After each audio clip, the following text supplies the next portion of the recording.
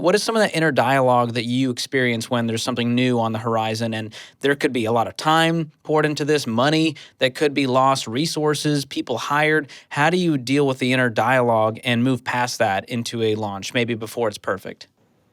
Well, I think it's about, as much as possible, how can you start or test drive something on a somewhat small scale? So I'll give you the example from that program I was telling about.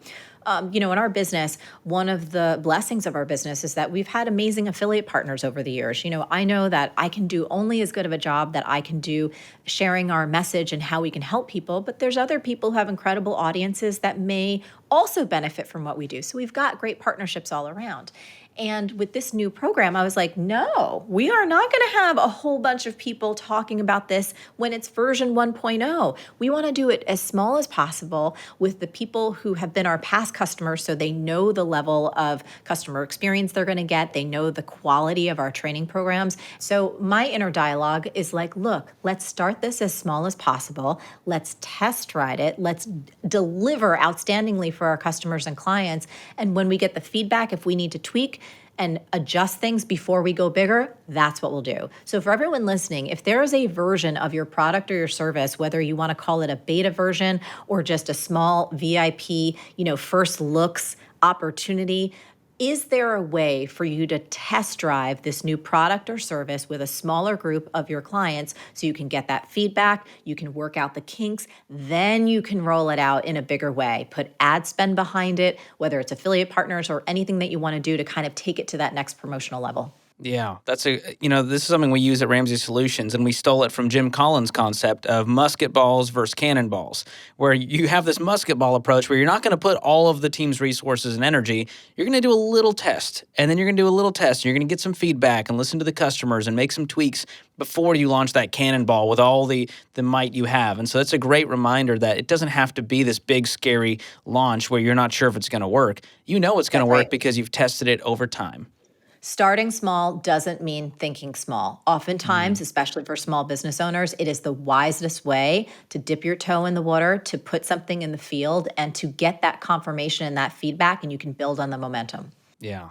So describe your process. Let's say you're going to start something new, a new product offering. Where do you start? Where does your thinking process start? How does the team get involved in that? And how do you kind of execute on it?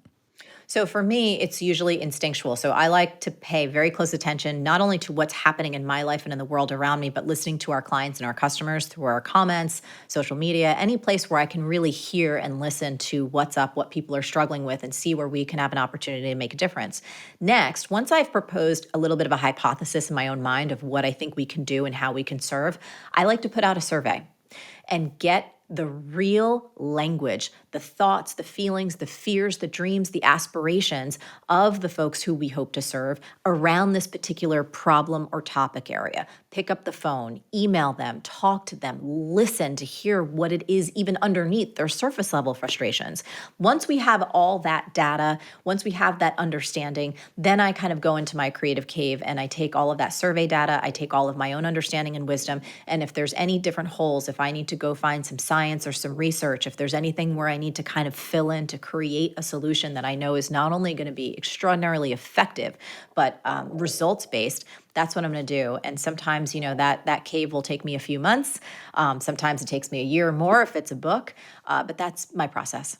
That's awesome. And it sounds like your tribe loves to give you feedback. You've created this relationship and trust where they're excited to talk to you about their problems because they're excited about the solution that you could offer them. Is that the case? Yeah, and I think most people, they want to feel heard, right? Goes back to where we were at the beginning. They want to feel seen and heard and acknowledged and respected. And when you ask people questions and you ask them follow-up questions with empathy and compassion and you let them know they've been heard and they're understood, folks are often really happy to tell you about what their pain points are. And they're also happy to tell you what their dream solutions can be. And that's where, as entrepreneurs, we get to be creative and say, okay, understanding the problem, understanding what they would love, where can I step in and be a bridge, either to provide that dream solution right off the bat or to get them closer to it so that they can get on the path where they're going to have the results that they desire.